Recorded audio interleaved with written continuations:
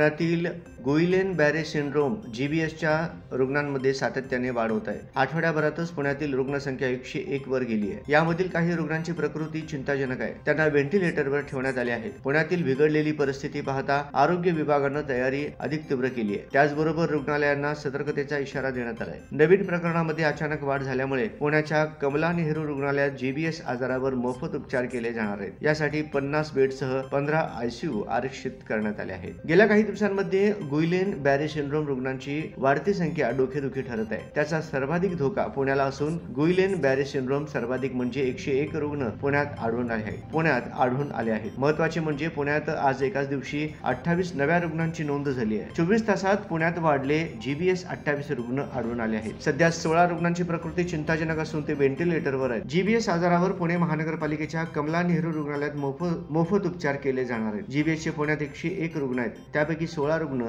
व्हेंटिलेटरवर तर 5 रुग्णांना आज डिस्चार्ज देण्यात आले। 50 बेड तर 15 ICU कमला नेहरू रुग्णालयात आरक्षित करण्यात आले आहेत। तसेच खासगी रुग्णालयात GBS चे रुग्ण आहेत, त्या ठिकाणी महानगरपालिकेचे मेडिकल ऑफिसर नियुक्त करण्यात येणार आहेत। या ठिकाणी खासगी दवाखाने रुग्णांची बिल किती घेतात यावर ऑफिसर लक्ष ठेवणार आहेत। पुण्यातील सिंहगड रोडवरील नांदेडगाव किरकटवाडी परिसरात सर्वाधिक रुग्ण सापडत आहेत, त्या ठिकाणी महापालिका शुद्ध पाण्याचा पुरवठा करणार आहे। पुण्यातून आलेल्या रुग्णाचा सोलापुरात मृत्यू झाल्यानंतर उपमुख्यमंत्री आणि पुण्याचे पालकमंत्री अजित पवार यांनी पुण्यात अधिकाऱ्यांची बैठक घेतली। पुण्यातील 2 रुग्णालयात सदर GBS व्हायरस संदर्भात उपचार सुरू करण्यात आले आहेत, तर महानगरपालिकेच्या अधिकाऱ्यांना पाण्याच्या नमुन्याबाबत सूचना दिल्या आहेत, असं अजित पवार यांनी म्हटले। तर आरोग्य यंत्रणा अलर्ट मोडवर आहे।